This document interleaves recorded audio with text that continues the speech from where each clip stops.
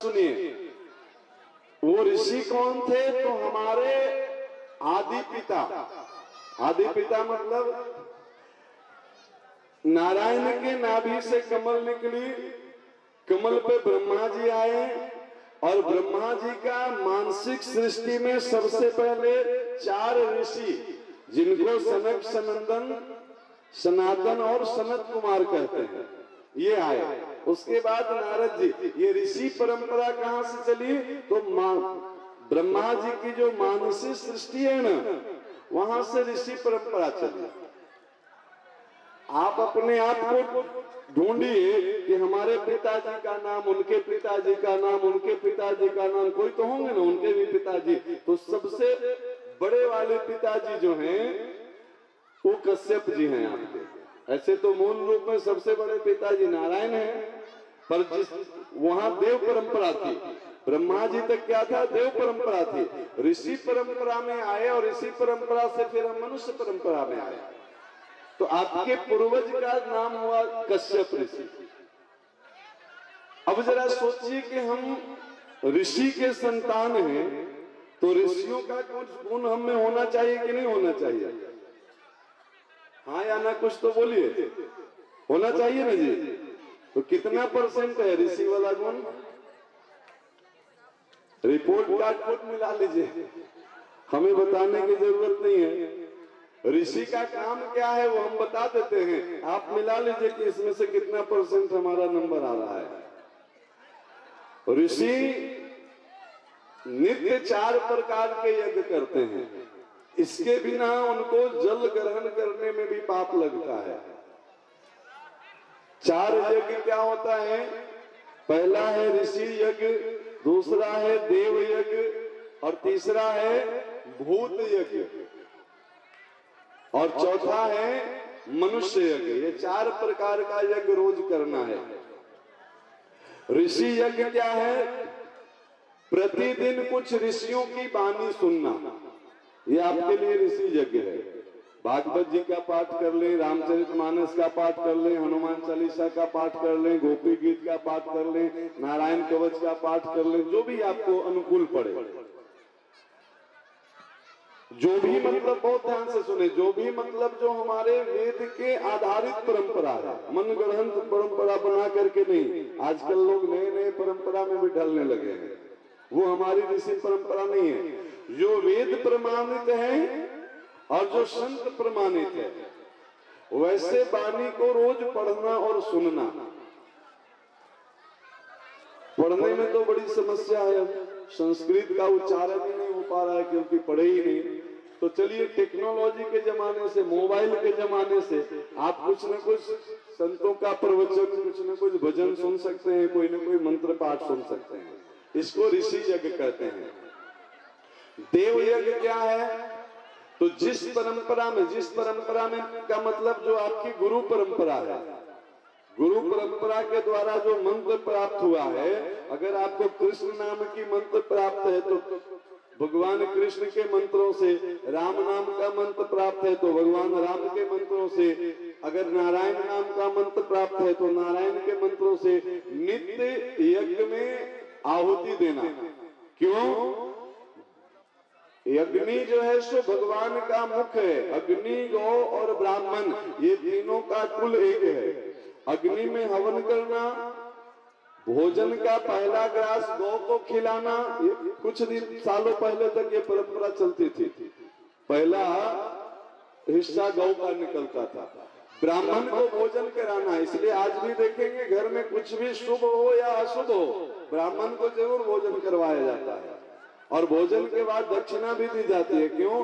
क्योंकि कोई भी यज्ञ दक्षिणा के बिना पूरा नहीं होता है। इसकी पूरा विस्तृत कथा श्रीमद् देवी भागवत के 2य खंड में मिल जाएगा आपको। यज्ञ नारायण की पत्नी का नाम दक्षिणा है और जब तक पति पत्नी दोनों साथ न हो, आरती के लिए आपको दोनों को क्यों बुलाया जाता है? बिना पति पत्नी के बिना जो है सो यज्ञ पूरा नहीं होता है। तो आप चाहे जितना बड़ा यज्ञ कर लें, जितना दान कर लें, आप कथा सुने होंगे, हरिश्चंद्र ने अपना सर्वस्व दान कर दिया विश्वामित्र को, फिर अपने आप को, पत्नी को, बेटे को बेचने की नौबत क्यों आई? दक्षिणा चुकाने के लिए, यही न था। बिना दक्षिणा के बिना यज्ञ सफल ही नहीं होता है आपका। तो रोज जिस परंपरा से आप हैं उस गुरु मंत्र के द्वारा, उस भगवान के कोई भी मंत्र के द्वारा आप यज्ञ में आहुति प्रदान करना, इससे देवों का बल बढ़ता है। इसको देव यज्ञ कहते हैं। भूत यज्ञ में आता है गाय को भोजन देना, कौवे को भोजन देना, कुत्ते को भोजन देना, चींटी को भोजन देना, ये सभी जीवों का पोषण। पंचभूतों से निर्मित जितने भी शरीर हैं, भूत यज्ञ मतलब वो प्रेत वाला यज्ञ नहीं समझ लीजिएगा। भूत यज्ञ मतलब पंचभूत, इसको जो 5 चीजों से क्षितिजल पावक गगन समीरा, ये जो 5 चीजों से रचित शरीर है ना, तो ये सिया राम में सब जग जानी का स्वरूप मान करके जो भी आपके सामने है उसका पोषण करना, इसको कहते हैं भूत यज्ञ। और मनुष्य यज्ञ, प्रतिदिन आपका घर में कोई न कोई अतिथि, कोई न कोई ब्राह्मण, कोई न कोई संत सदगुरु का जूठन गिरे, इसे मनुष्य यज्ञ कहते हैं हमारे यहाँ। क्योंकि मातृदेवो भव, पितृदेवो भव, आचार्य देवो भव, इसके बाद अतिथि देवो भव, देवता का 4 रूप बताया गया है। अब अतिथि को तो छोड़ दीजिए, अतिथि का जूठन कितना गिरता होगा घर में, छोड़ दीजिए। पहला स्वरूप जो है माता पिता का, उनकी कितनी श्रद्धा से सेवा कितने घरों में हो रही है, ये अपना अपना आत्मनिरीक्षण कर लेंगे तो पता चल जाएगा कि माता पिता, मातृदेवो भव, पितृदेवो भव, जो पहला स्वरूप है ना, बड़े भाव से मंदिर में जाते हैं तो गाते हैं तमेव माता च पिता त्वमेव। क्या मतलब? परमात्मा सबसे पहले अगर किसी रूप में हमें दर्शन देते हैं तो वो माता पिता के रूप में दर्शन देते हैं। किसको सुना रहे हैं? तुम्हें माता च पिता त्वमेव। कहेंगे अरे नालायक, हम माता पिता के रूप में घर में बैठे हैं, वहां तो तुम एक कप चाय नहीं देते हो और मंदिर में आकर के सुनाते हो तुम्हें माता च पिता त्वमेव। सुनाते हो पर मानते नहीं हो। ईमानदारी से एक एक व्यक्ति से पूछे ना कि माता पिता सास ससुर की कितनी सेवा हो रही है, तो महाराज जी उनकर दुआरिया उत्तर मोहे हो गए, हमारे पूरब मोहे बोला चले बोला तो 12 साल हो गए, रोजगार दिए के बाद हो गए अलग है ना जी। बड़े शान से लोग सुनाते हैं। ये तो दशा है माता पिता की, तो अतिथि की सेवा कितना होता होगा सो तो भगवान ही जाने। ये हंसाने के लिए नहीं कर रहे हैं, ये दुर्दशा किसकी है? ये ऋषियों की संतान की दुर्दशा है जी। अब सोचिए कि आपके पूर्वज जो ऋषि होंगे वो हमारे कर्म को देख करके कितना प्रसन्न हो रहे होंगे कि वाह, मेरे वंश में इतना बढ़िया लायक सब पैदा हो गया। देव जग और ऋषि जग को तो छोड़ो, जो जीवित माता पिता हैं उनकी ऐसी दुर्दशा हो रही है। तो देवताओं की और अतिथियों की क्या बात करें? ये ऋषियों की दुर्दशा क्यों हो रही है, इस पे बहुत ध्यान से सुनिए। क्योंकि हम शरीर को ही सब कुछ मान लिए, आत्मा का स्वरूप हम समझने का प्रयास ही नहीं किए, और जब प्रयास ही नहीं किए तो हम आत्मा को मजबूत नहीं बना पाए, और जब आत्मा कमजोर होती चली गई ना तो आपकी संस्कृति मरती जा रही है। अब देखिए, शरीर का भोजन तो सबको पता है, आत्मा का भोजन क्या होता है? अच्छा, इसमें एक भी व्यक्ति को नहीं पता है कि आत्मा का भी कोई भोजन होता है? सच में नहीं पता है। किन्हीं को पता है तो हाथ उठाइए जरा कि हाँ, आत्मा का भोजन हम जानते हैं क्या होता है। नहीं पता है? वाह, आप सब बहुत बहुत अच्छे लोग हैं। जानने की जरूरत ही नहीं है, फिर देने की बात ही झंझट खत्म। जानेंगे तब देना होगा ना जी, जानेंगे नहीं तो देने की क्या जरूरत है। अब इसका परिणाम सुनिए। कभी न कभी गाड़ी पे बैठे हैं आप लोग, मोटरसाइकिल पे, कार पे, बस पे, ट्रेन में कभी बैठे होंगे कि नहीं बैठे होंगे? बैठे हैं ना। अब मोटरसाइकिल और मोटरसाइकिल चलाने वाला 2 व्यक्ति होता है ना, एक तो गाड़ी हो गई और एक गाड़ी का ड्राइवर हो गया। तो भाई साहब, गाड़ी का भोजन और ड्राइवर का भोजन एक ही होता है कि अलग अलग होता है? एक होता है कि अलग होता है? और जो गाड़ी का भोजन है वही ड्राइवर को भी खिलाओ तो क्या होगा? चलो उल्टा करो, जो ड्राइवर का भोजन है वही गाड़ी के टंकी में डाल दो, तो गाड़ी मंजिल तक पहुंचेगी। यहां भी वही स्थिति है। गाड़ी क्या है? ये शरीर साधन धाम मोक्ष कर द्वारा, ये साधन है परमात्मा तक पहुंचने का।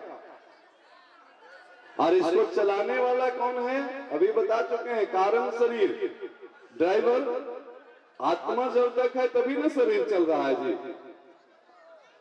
आत्मा निकल गया, गाड़ी अगर चाबी निकाल करके ड्राइवर घर चल जाए तो एकदम बढ़िया चकाचक गाड़ी है, टंकी भी बड़ी है, गाड़ी चलेगी।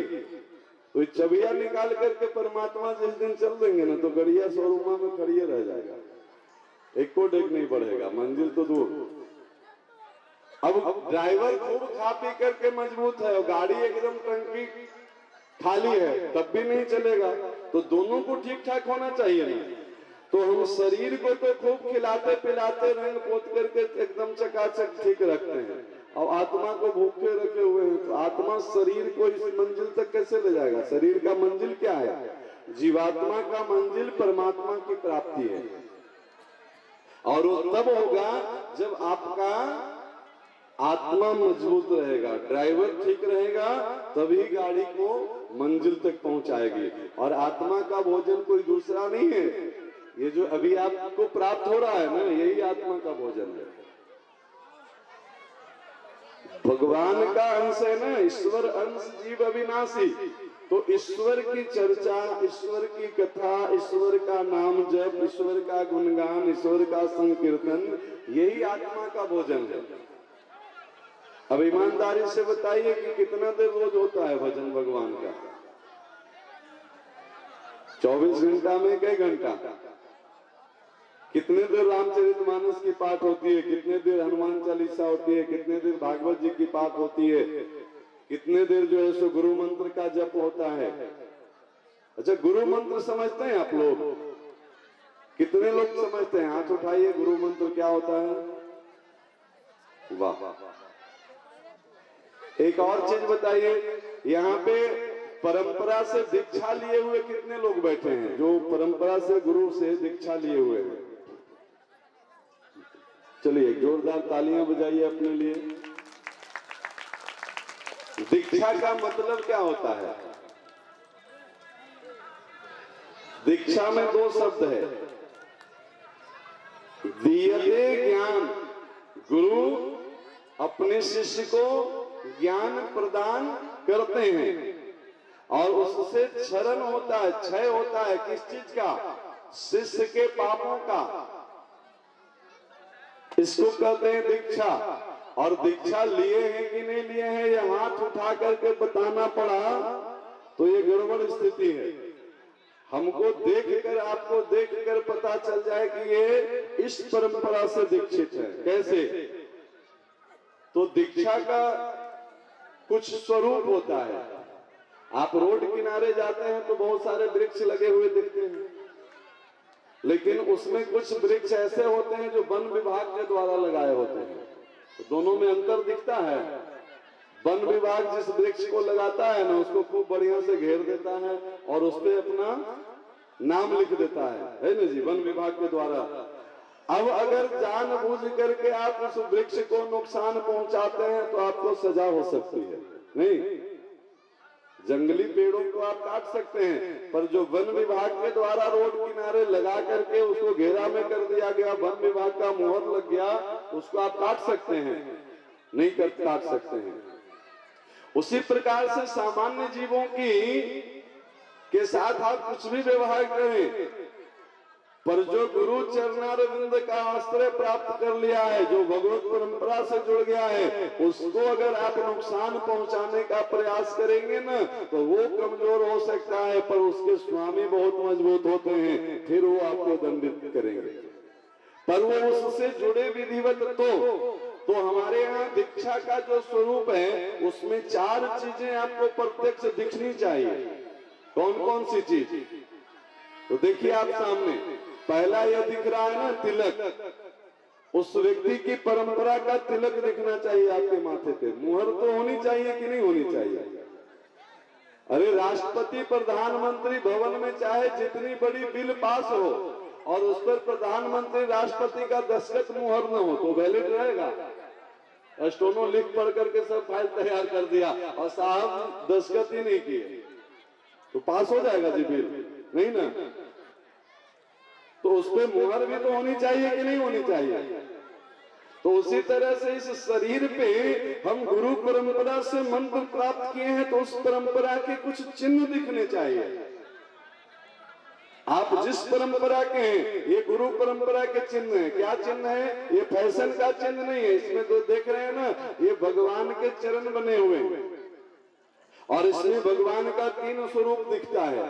जो सफेद सफेद 2 लाइन दिख रही है ना, एक तो है परमात्मा और दूसरे हैं सतगुरु। परमात्मा राम के रूप में है और जीवाचार्य लक्ष्मण जी के रूप में है और बीच में जो लाल है ना लाइन, वो माया का प्रतीक है, वो श्री सीता जी हैं। इन्हीं को आप कृष्ण भगवान से जोड़ें तो परमात्मा के रूप में श्री कृष्ण हैं, जीवाचार्य के रूप में बलदाव भैया हैं और वही जानकी यहाँ राधा रानी के रूप में, क्योंकि त्रेता की लीला थी राम के रूप में, द्वापर की लीला कृष्ण के रूप में और कोई वेद नहीं है। समझ में आया? तो ये परंपरा की तिलक है। मस्तक पे चोटी होनी चाहिए तो ये तो खैर आपको जन्म सिद्ध अधिकार है। भाइयों की बड़ी समस्या होगी, कितने लोगों के मस्तक पे चोटी होगी तो अगल बगल जाग लीजिए, पता चल जाएगा, समझे कि नहीं। एक समय था जब गुरु गोविंद सिंह जी चोटी कटवाने के नाम पे अपना गर्दन कटवा लिए थे पर चोटी नहीं कटवाए थे। आज लोग चोटी अपने शान से कटवा लेते हैं, समझे कि नहीं। इसी भागवत जी की कथा आएगी आपको, जब अश्वत्थामा का अपमान अर्जुन किया तो क्या किया था? मस्तक का मणि निकालिए। मणि क्या है? ये वैष्णव की चोटी, यही मस्तक की मणि है। चोटी काट लिया, अश्वत्थामा जीते जी मर गया। चोटी कट गई मतलब आपकी परंपरा नष्ट हो गई और परंपरा नष्ट हो गई तो वो व्यक्ति फिर जीवित ही मृतक हो गया। गले में ये कंठी होनी चाहिए, तुलसी की, रुद्राक्ष की। अब इसमें 2 चीजें हैं। जो पूर्ण वैष्णव हैं वो तुलसी की कंठी धारण करते हैं। पूर्ण वैष्णव मतलब उनका भोजन वही होता है जो उनके भगवान को भोग लग सके, उसमें वस्तु का नाम गिनने की जरूरत ही नहीं है।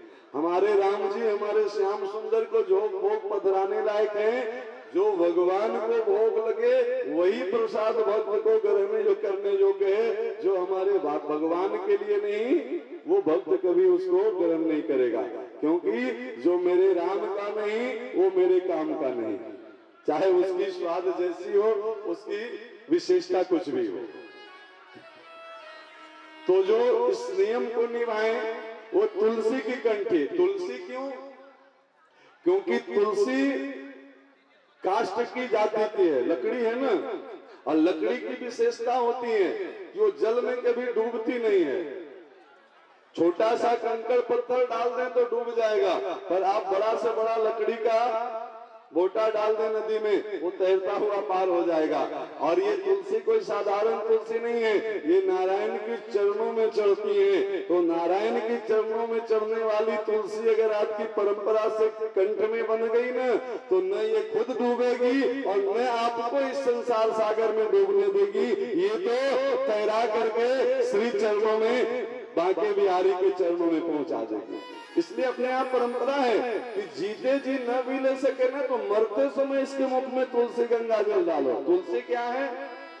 भगवान के चरणों का प्रसाद। और गंगा जल क्या है? तो विष्णु पादाद संभूते गंगे पथगामिनी, भगवान के चरणों का जो धो करके जब भगवान वामन रूप में अवतरित हुए ना और वो एक पग ब्रह्म लोक में ले गए, तो ब्रह्मा जी उसी भगवान वामन के चरणों को धो के अपने कमंडलों में रखे और कालांतर में वही गंगा के रूप में प्रकट हुए। तो भगवान की अमृत कहाँ से मिलती है? 2 जगहों से। एक को कहते हैं वचनामृत और एक को कहते हैं चरणामृत। तो ये जो आप सुन रहे हैं वचनामृत है। गीता में जो भगवान ने ज्ञान दिया वो भगवान का वचन ही तो है। तो भगवान के मुखारविंद से जो प्रकट हुई वो वचनामृत, और उनके चरणों को धो करके जो आप लेते हैं वो चरणामृत। और यही तो वस्तु आपको इस संसार सागर से तार सकती है प्यारे, इसलिए गले में कंठी।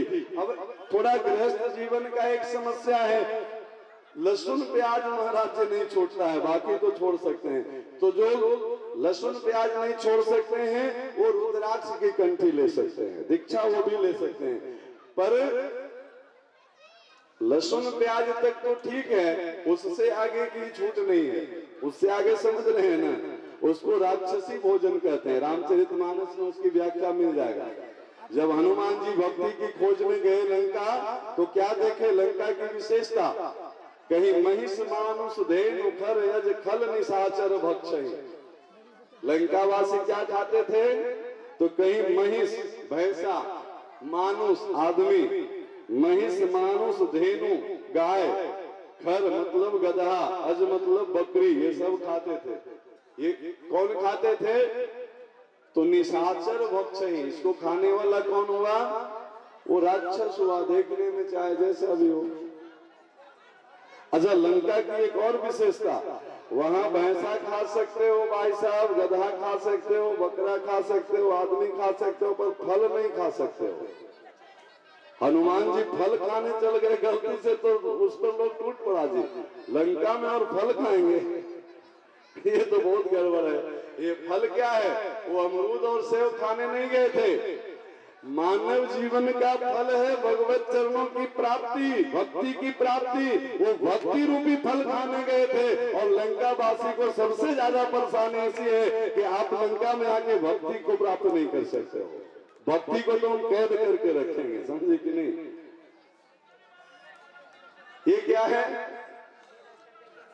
ये ऋषियों की संतानों की दुर्दशा बतला रहे हैं। संकल्प तो करेंगे अपने ऋषियों का नाम लेकर के, और कर्म तो भगवान जाने कैसे है, मिलता जुलता तो लंका वासियों से है, ऋषियों वाला कोई कर्म मिल तो रहा नहीं है। ये दुर्दशा क्यों हो रही है, बस ये ध्यान देने वाली बात है। ये दुर्दशा इसलिए हो रही है कि हमारा आत्मा कमजोर पड़ रहा है। आत्मा का भोजन जो भजन है ना, आत्मा का भोजन जो सत्संग है ना, आत्मा का भोजन जो भगवान की पूजा पाठ है ना, उसमें विकृति आती चली जा रही है। विकृति क्या आती चली जा रही है, देखिए भक्ति चाहिए तो रावण को भी, सीता करके तो रावण ले गया, इसका मतलब चाहिए तो रावण को भी ना जी। सीता यानी क्या, सीता यानी भक्ति, सीता यानी शांति। तो सीता को चाहता तो रावण भी है, पर तरीका क्या है, अपहरण करके। सीता को चाहने वाले राम भी हैं और रावण भी हैं, पर राम की प्रक्रिया है धनुष भंग करके पुरुषार्थ पूर्वक कर्म करके भक्ति को प्राप्त करेंगे, और रावण की प्रक्रिया है कि पुरुषार्थ तू कर, चुरा करके हम ले आएंगे। जो दूसरे की भक्ति, दूसरे की शांति को चुरा ले वो राक्षस। रावण की तो प्रक्रिया है। तो जो गड़बड़ लोग रहेंगे ना, जो गलत आचरण वाले लोग, गलत खान पान वाले लोग, भक्ति का दिखावा तो वो भी करेंगे। कैसे करते हैं, आप जरा नजर उठा करके देखिए। दुर्गा पूजा आएगा, लक्ष्मी पूजा आएगा, सरस्वती पूजा आएगा, तो बड़ी बड़ी कमेटियां बनेंगी, गांव में लाखों रुपया के चंदा होगा। क्या करना है भैया, तो दुर्गा जी का पूजा होगा, और उस लाखों रुपया में 10-5 हजार की तो दुर्गा जी की मूर्ति आ जाएगी, और बाकी 90,000 का क्या होगा, तो कोई बढ़िया जोरदार वाला ऑर्केस्ट्रा आएगा जिसमें 12 गो बाई जी नाचेगी।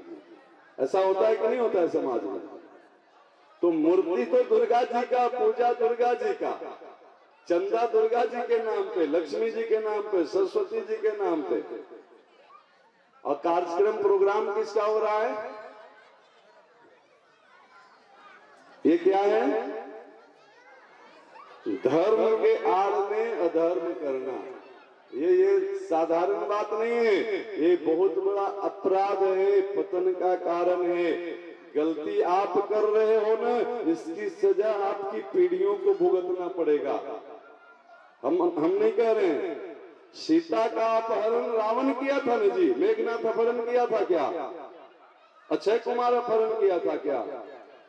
मरना सबको पड़ा कि नहीं पड़ा? गलती घर के मुखिया किया और वंश सहित नष्ट होना पड़ा। क्यों? धर्म की मार बड़ी अद्भुत होती है प्यारे। ऐसी अद्भुत मार होती है कि इससे हमारी आपकी तो चले क्या, हमारे गुरुदेव की भाषा में कहें तो गुरुदेव कहते हैं कि बेटा तुम बुलावे में मत रहना नौटंकी करके, भगवान अपनी बात का नहीं होता है, तुम्हारा क्या होगा? क्या मतलब गुरुजी? बोले राम के पिता दशरथ जी, और दशरथ जी राम राम करते मर गए। दशरथ जी का अंतिम शब्द आप पढ़िए रामचरितमानस में, राम राम कही राम कही राम राम कही राम 6 बार। तन पर हरि रघुवर विरह राव गए सुरधाम। राम राम करते करते दशरथ मर गए, राम एक बार देखने आए उनको। अब आप कह सकते हैं कि महाराज जी राम तो वन में थे, पर राम है कौन इसको जरा सोचिए। राम का जन्म हुआ है, भय प्रगट कृपाला दीन दयाला। राम में वो क्षमता है, वो परमात्मा है, एक साथ वो चाहे तो हजारों जगह पे प्रकट हो सकते हैं। क्योंकि राम की स्तुति, परमात्मा की स्तुति हम गाते हैं, नमोस्तु अनंताय सहस्त्र मूर्ते। हम उस परमात्मा को नमन करते हैं जिसके हजारों सिर हैं, हजारों पैर हैं, हजारों आंख हैं, हजारों कान हैं, हजारों भुजाएं। वो राम चाहते तो एक रूप से वन में भी रहते हैं और एक रूप से दशरथ को दर्शन भी देने आते। उनकी मर्यादा में कोई भंग नहीं होता। राम प्रकट हो गए दशरथ के आंगन में तो क्या गोलोक साकेत खाली हो गया जी? वहां भी तो परमात्मा है ना।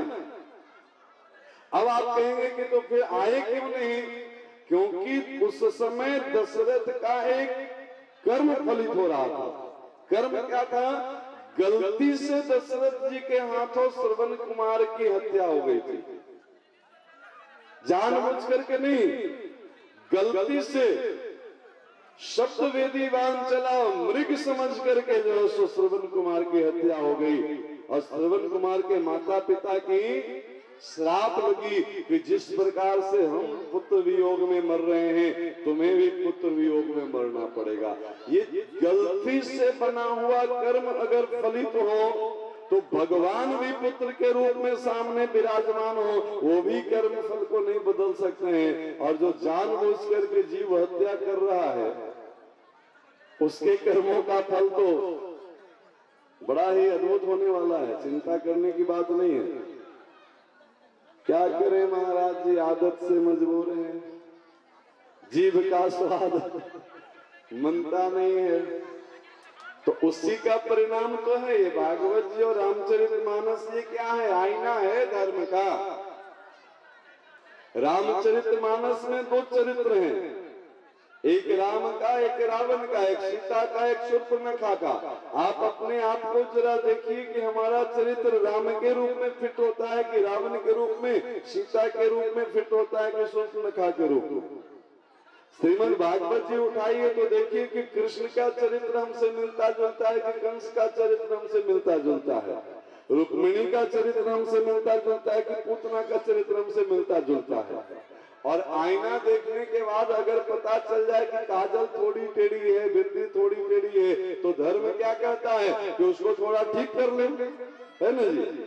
तो धर्म के आईना यहाँ विराजमान करवा दिया भागवत जी के रूप में। अगर इसमें दिखे कि हमारे जो ऋषियों की परंपरा वाली कर्म थी हम थोड़ा उससे भटक गए हैं, तो चलो आज कथा सुन लिए, अभी से अपने आप को ठीक कर ले।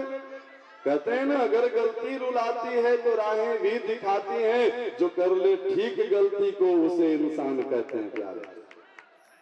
गलती हो सकती है, संभव है। हम भी परवाह में बह गए, अज्ञान के अंधेरे में जा रहे थे, रास्ते में लाइट नहीं थी तो रस्सी देख करके सांप का भ्रम हो गया, पर जैसे ही टॉर्च जलाए तब तो भ्रम दूर होना चाहिए जी।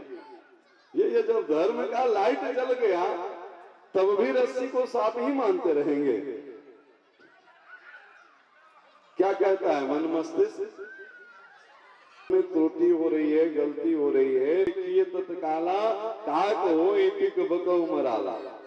सत्संग में अगर कौआ आकर के बैठ जाए जी तो वो कोयल बन जाए, और बगुला आकर के बैठ जाए तो हंस बन जाए। क्या मतलब हुआ?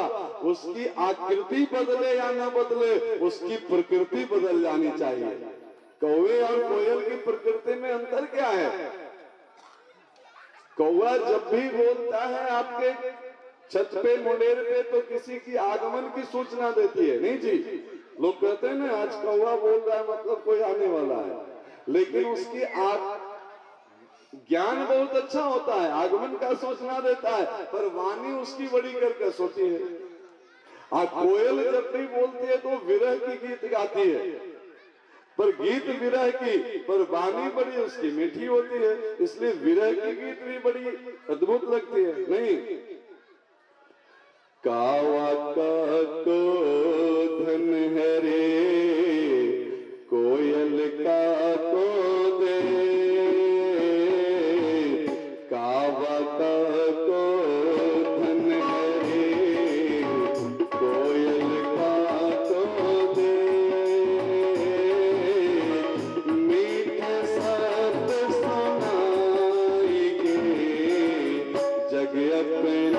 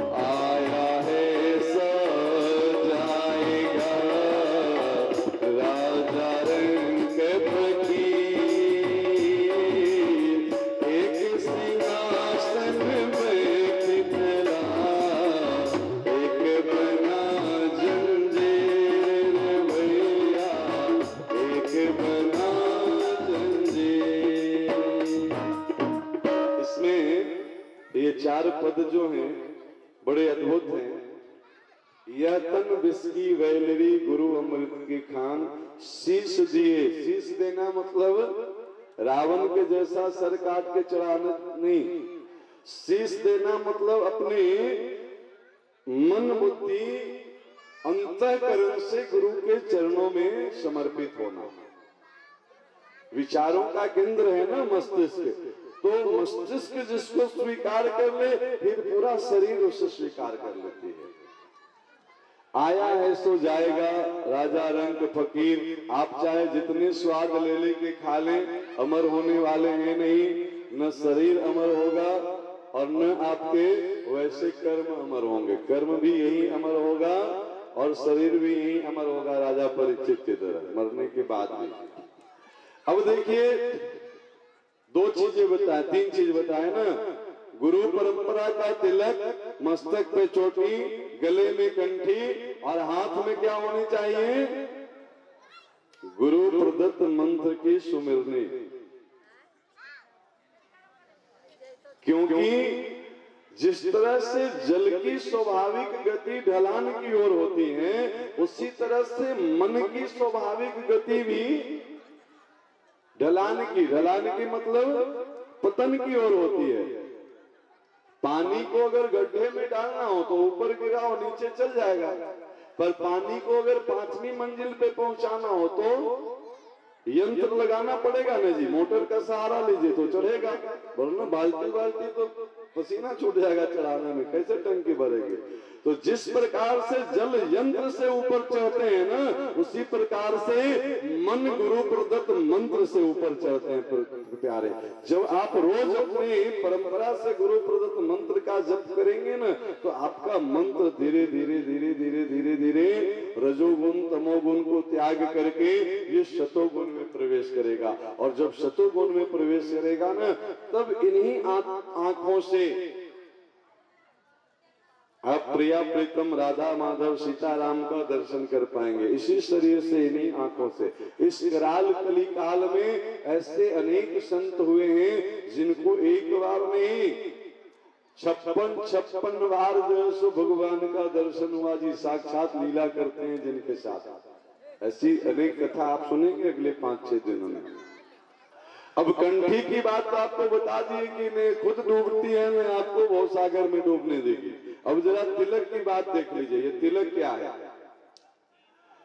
किसी व्यक्ति की हाथ की हड्डी टूट गई, दुर्घटना में गलती से फिसल गया, गिर गया और हाथ की हड्डी टूट गई, वो व्यक्ति क्या करेगा? वो व्यक्ति जाकर के कोई बढ़िया हड्डी के डॉक्टर से मिलेगा। डॉक्टर क्या करेगा? एक्सरे लेगा, देखेगा कि कौन सी हड्डी कितनी टूटी है, उसको बढ़िया से ठीक करके प्लास्टर चढ़ा देगा। और प्लास्टर के बाद क्या करता है? एक पतली सी पट्टी बांध करके उसके गले में लटका देता है। भाई साहब, आप 45 दिन इस पट्टी को गले में लगा करके रखिए, फिर धीरे धीरे ये टूटी हड्डी बड़ी मजबूती से जुड़ जाएगी और फिर आपके शरीर से अलग नहीं होगा। ये तिलक क्या है? ये सदगुरु देव के द्वारा अध्यात्म की प्लास्टर है, हमारे मस्तिष्क विचारों का केंद्र है। और आप जिसके संपर्क में रहते हैं ना, वैसा गुण आपके अंदर आने लगता है। ठंड में बहुत ठंड लगती है, आग के पास बैठ जाइए तो आग का जो गुण है, गर्मी है, वो मांगना नहीं पड़ेगा, वो स्वाभाविक रूप से आपके शरीर में गर्मी आनी शुरू हो जाएगी। अभी गर्मी का समय आने वाला है, बहुत गर्मी लगेगी तो पंखे के नीचे बैठ जाइए, कूलर के पास बैठ जाइए, उसका जो स्वाभाविक गुण है ठंडा, वो आप में आने लगेगा। उसी प्रकार से जब आप चंदन का तिलक लगाते हैं ना, तो चंदन का स्वाभाविक गुण है, चंदन शांत होता है, शीतल होता है और सुगंधी फैलाने वाला होता है। तो आपका मस्तिष्क में शतोगुण आएगा, शांति का अनुभव होगा, शीतलता मतलब आपके व्यवहार अच्छे हो जाएंगे और फिर आपके अच्छे कर्मों की सुगंधी दसों दिशाओं में फैलने लगेगी। अब ये प्लास्टर चढ़ाने वाला डॉक्टर पैसा लेता है ना जी, खूब फीस लेता है, 2-4 हजार रुपया तो ले ही लेता है। अब रोगी कहे कि डॉक्टर साहब, हमने आपको पैसा दिया प्लास्टर चढ़ाने के लिए, तो प्लास्टर चढ़ाने के बाद आप ये पट्टी मेरे गले में क्यों टांग दिए? तो अब बताइए, जिसकी हाथ टूटी है उसी के गले में पट्टी बंधेगी कि डॉक्टर अपने गले में लटकाएगा? कौन लटकाएगा जी? तो विचारों में टूट फूट अगर जीवात्मा को हुआ है, तो सदगुरु रूपी डॉक्टर प्लास्टर चढ़ा करके किसके गले में टांगेगा? जीवात्मा किसका है? परमात्मा का ना। तो आपको किसमें लगा देता है? मंत्र दे करके क्या कहता है कि इसी मंत्र का जप करते रहिए। तो गुरु जी जो मंत्र दे दिए वो मंत्र क्या है? भगवान का मंत्र है। तो मंत्र में मन लगेगा मतलब भगवान में मन लगेगा, और जब भगवान से जब जुड़े रहेंगे, लटके रहेंगे मंत्र के माध्यम से, तो थोड़े दिन में ये जीवात्मा और परमात्मा इतना बढ़िया से जुड़ जाएगा कि फिर उसके बिना वो रह नहीं पाएगा, क्योंकि वो स्वरूप तो उसका है ही।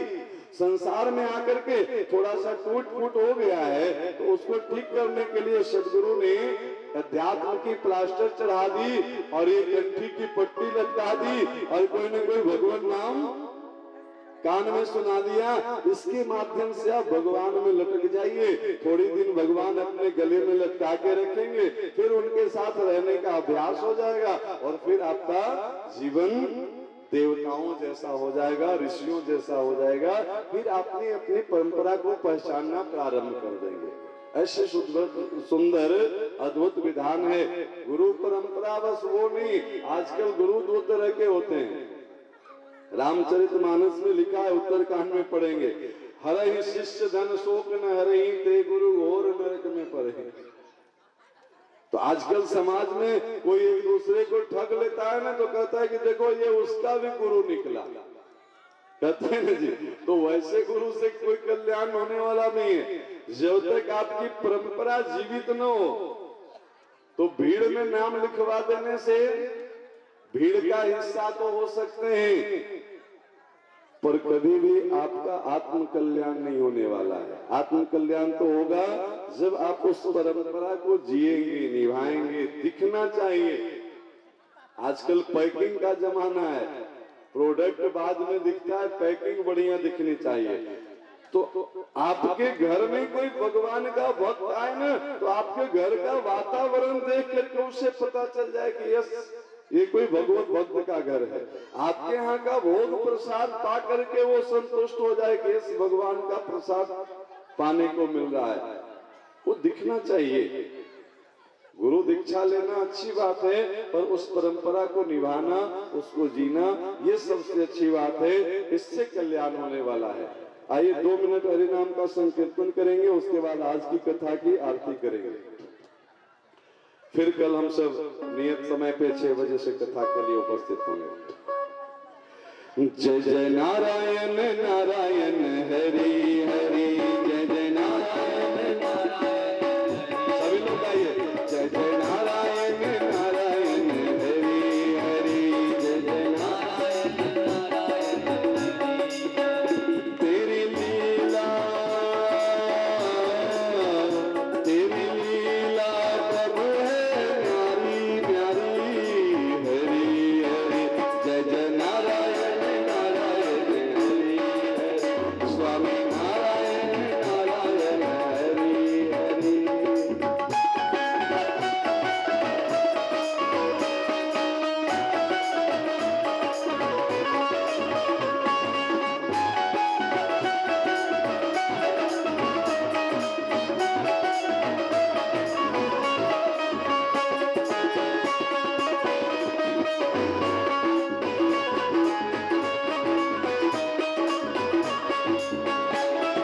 अलख निरंजन भव भय भंजन जन मन रंजन दाता, हमें शरण दे अपने चरण में कर निर्भय जगदाता। अलख निरंजन भव भय भंजन जन मन जन दाता, हमें शरण दे अपने चरण में कर निर्भय जगदाता। तूने लाखों की नैया तारी तारी, हरि हरि, तूने लाखों की नैया तारी तारी, हरि हरि, जय जय नारायण नारायण हरि हरि, स्वामी नारायण नारायण हरि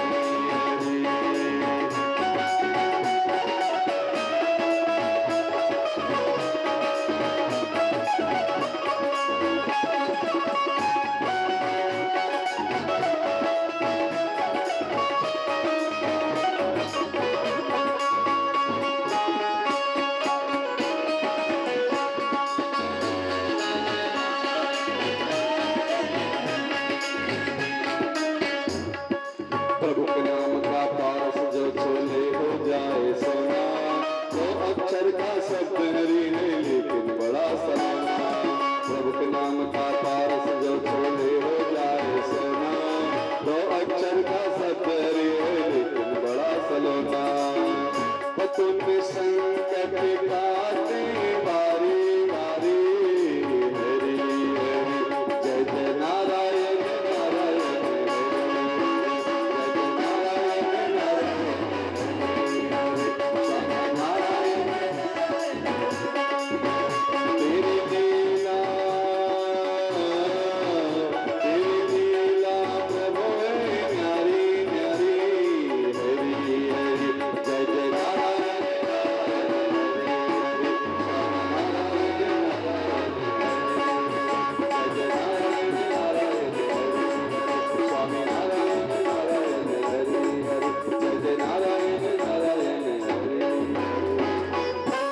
बोलिए श्रीमन नारायण भगवान की।